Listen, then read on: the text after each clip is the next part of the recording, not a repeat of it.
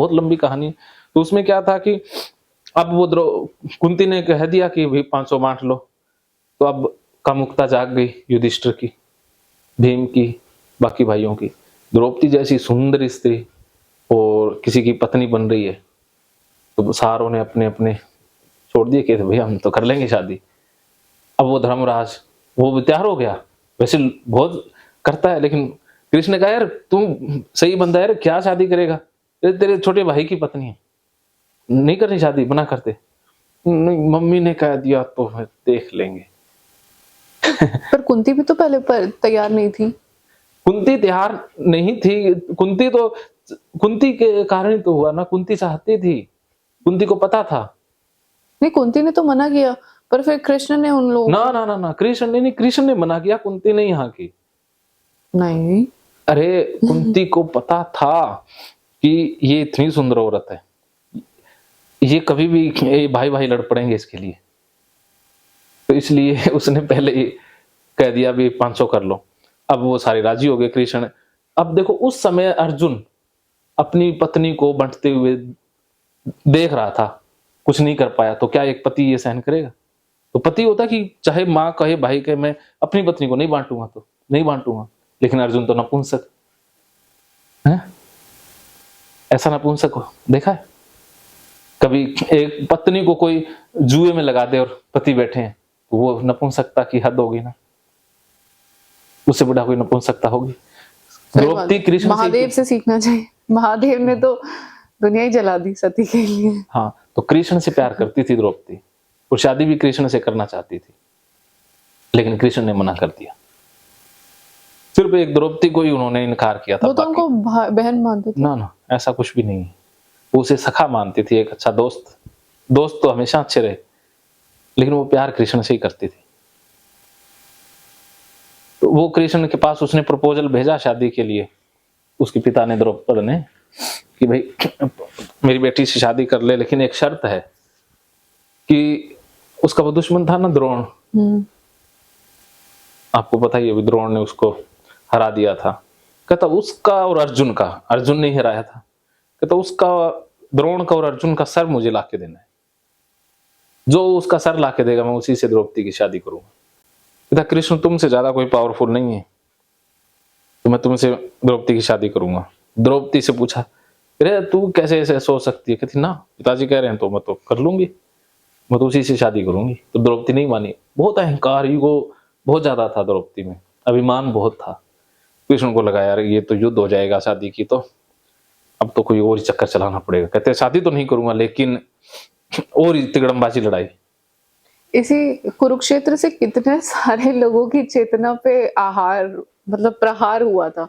द्रौपदी का भी ईगो खत्म हो गया ना, उसमें जो अहंकार था वो भी तो खत्म हुआ एक तरीके से, कि तेरे 5 पति कुछ भी नहीं कर पाए जो उसके अंदर था। फिर अंततः वो अकेले भी कुछ नहीं कर पाई, उसको फिर कृष्ण से बोलना ही पड़ा। अब जो है अब महाभारत ही होनी चाहिए। हाँ होनी भी चाहिए, एक औरत का सम्मान है उससे बढ़कर हाँ। तो नहीं है, वो तो होनी थी। द्रौपदी ने कहा भी ये तो होनी है, बाकी तो वो युद्ध करने के लिए भी तैयार नहीं थे, वो तो इतने कि वो लड़ने के लिए तैयार ही नहीं है। ये तो द्रौपदी थी कि उनको लड़ने के लिए हमेशा, एक भीम था वो लॉजिकल बंदा नहीं था, वो खाना पीना मस्त रहना युद्ध करना, उसको भी द्रौपदी कहते नहीं मार दो तो मार देता था। अब द्रौपदी की रक्षा वहां भी नहीं कर पाई, जब विराट का वो था ना कीचक, जब वो द्रौपदी को बुलाता है, ये 500 भाई वहां भी कुछ नहीं कर पाए। वो तो द्रौपदी भीम को कहती है कि इसको टपका दे, बाकी कहते नहीं नहीं, वो कहता टपका दूंगा, वो भीम राजी हो गया तो भीम ने मारा। देखो वो तो ऐसे पति थे जो अपनी पत्नी के साथ गलत होते हुए भी सहन करते रहे, एक बार नहीं बहुत बार। तो अर्जुन हर जगह फेल था। और कहाँ कहाँ जैसे अच्छा पति नहीं बन पाया। एक बार क्या हुआ कि वो बेटा तो बन ही गए, माँ की सारी बात तो मान ही रहे थे। जरूरी नहीं है कि वही तो हम नैतिकतावादी आ गए ना, जरूरी थोड़ी है कि माँ की वो बात भी माने जो गलत हो। पर ये कैसे पता होगा कि माँ की बात गलत है कि सही? देखो जो मानवता के हित में ना हो वो गलत है, मानवता पैरामीटर है फैसला करने का। अच्छा, अच्छा, ये और बुराई का फैसला हाँ, मानवता के कृष्ण ने अपने घर वालों की बात नहीं मानी, कृष्ण ने किसी की बात नहीं मानी, सिर्फ अपनी सुनता था। कृष्ण ना माँ की, ना बाप की, ना किसी की नहीं, राधा की भी। राधा की भी नहीं मानी। राधा ने कहा भी मैं आऊंगी नहीं तो लेने आना, वो लेने ही नहीं आए जा भी, पाए, हाँ। जा ही नहीं पाए, सारी उम्र नहीं जा पाए। हाँ। फिर भी अमर प्रेम कहानी, फिर पता नहीं कितनी गर्लफ्रेंड बनाई क्या कृष्ण का। वो तो अलग अलग रूप है ना उनकी, अलग अलग चेतना जिसमें अलग ना अलग वो पत्नी। थे तो एंजॉय वाली पर्सनैलिटी भी, जो कोई उनके प्रति समर्पित है उसको मना नहीं करेंगे, प्रेम को हमेशा स्वीकार करते हैं भी, वो समर्पण को अस्वीकार नहीं कर सकते ना। सच्चा प्रेम अगर आपके प्रति कोई सच्चे भाव से समर्पित है तो कोई ठुकरा नहीं सकता ना। समर्पण देखते हैं ना, कृष्ण समर्पण के पुजारी हैं कि किसी के अंदर समर्पण है, प्रेम है तो वो कभी मना नहीं करेंगे। वहां मथुरा में एक कुब्जा नाम की भी उनकी एक दोस्त बनी थी, आपको नहीं पता है, और बहुत सारी हैं उसकी।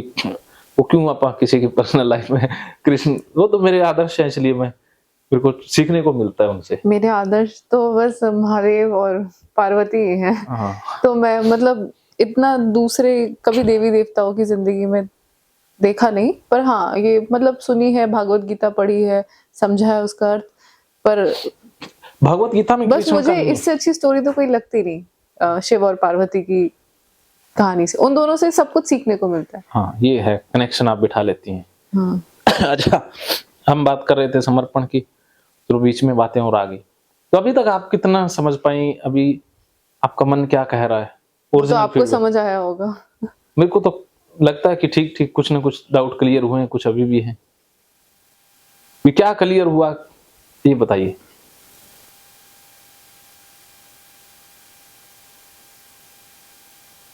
क्या क्लियर हुआ है? काफी कुछ हुआ है। मतलब अर्जुन का भी कॉन्सेप्ट समझा मैंने कि जो हमारे दिमाग की चेतना है जो बहुत प्रश्न लेके आती है, वो ही अगर अर्जुन है तो उसमें ये बताया जा रहा है कि हमारी मन जो अर्जुन है वो तो हर मोड़ पे धराशाही रह गया है।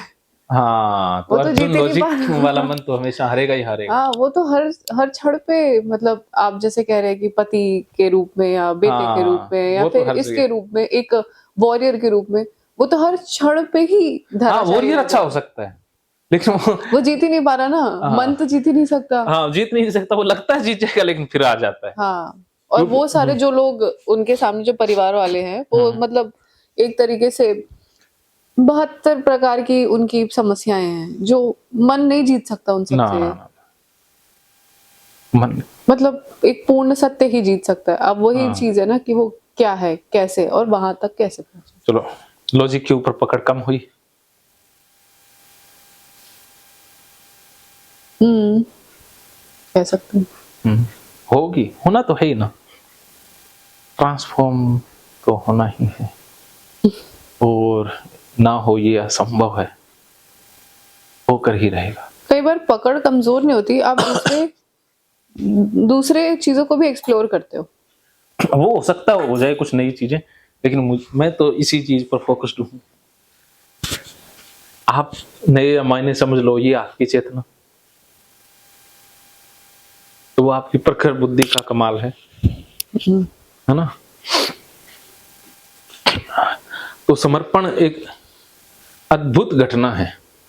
जैसे एक शिष्य, गुरु की जो परंपरा रही है वो बहुत अच्छी परंपरा है, जिसमें गुरु तब तक शिष्य को ज्ञान नहीं देंगे जब तक उसके अंदर समर्पण भाव ना आए।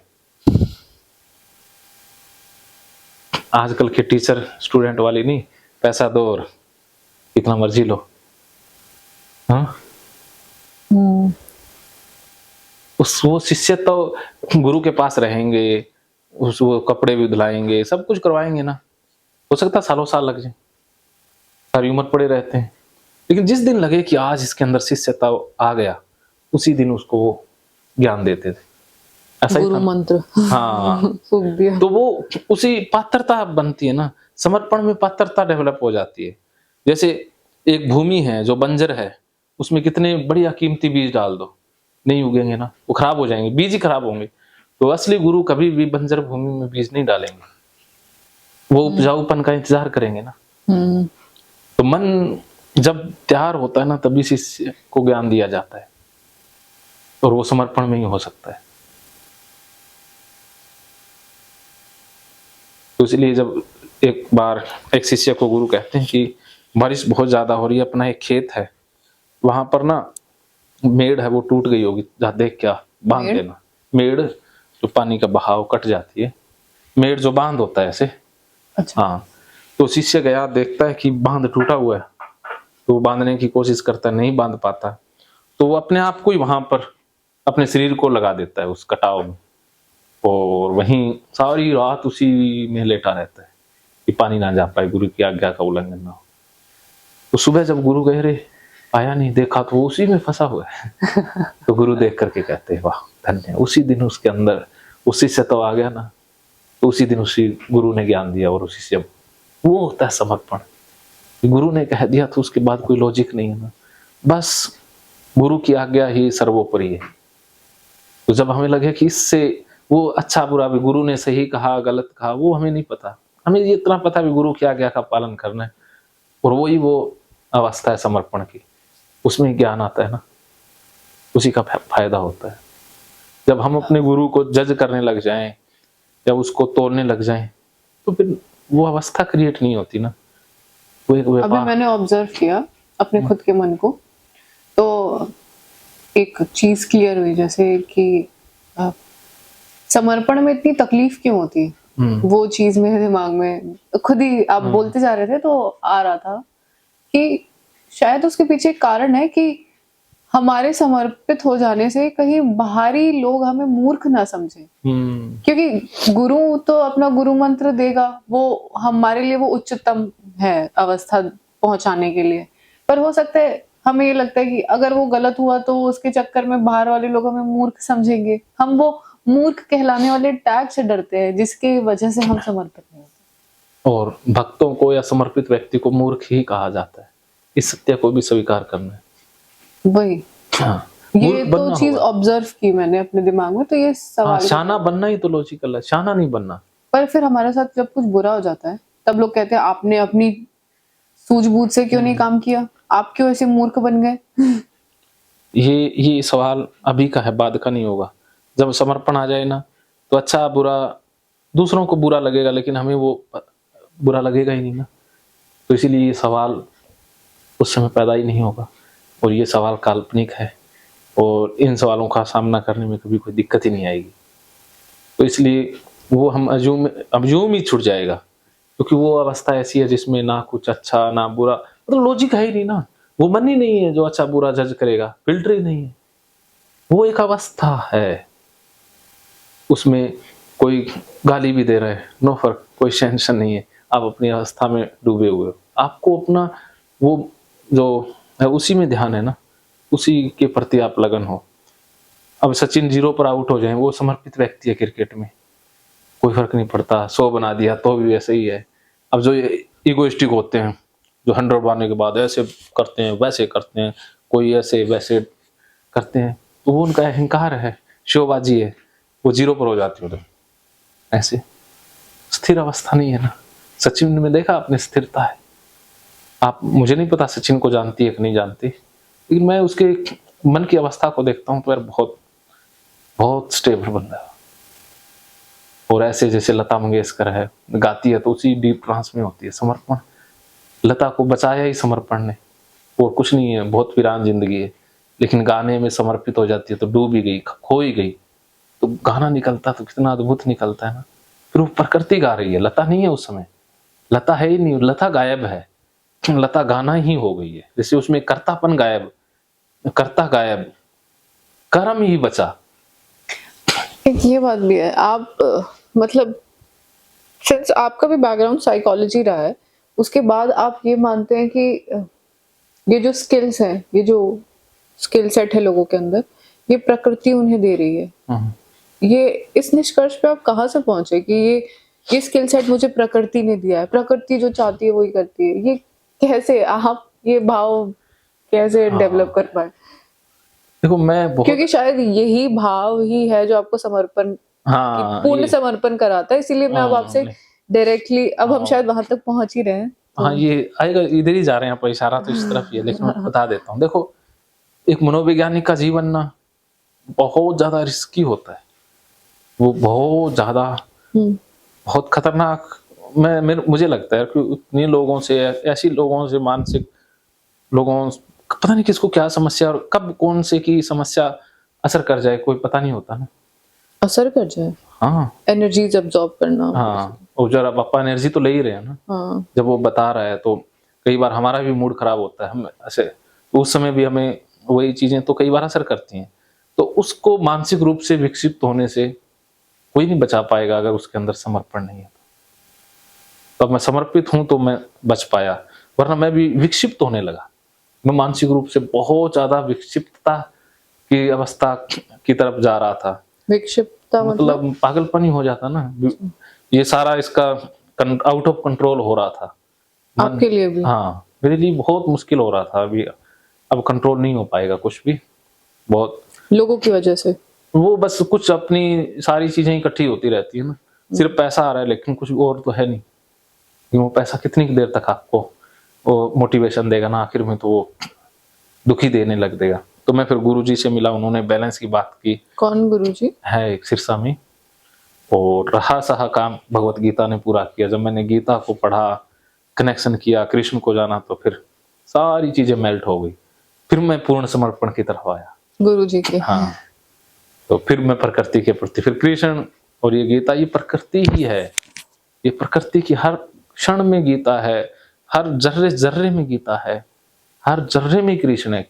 कृष्ण हमारी चेतना का ही तो नाम है, हमारी तो अवस्था है, हम ही तो कृष्ण है। कोई कृष्ण बाहर नहीं है, कोई मंदिर में नहीं है, कोई मस्जिद में नहीं है, बाहर नहीं है, वो हमारे ही अंदर ही तो है, हम ही तो हैं वो।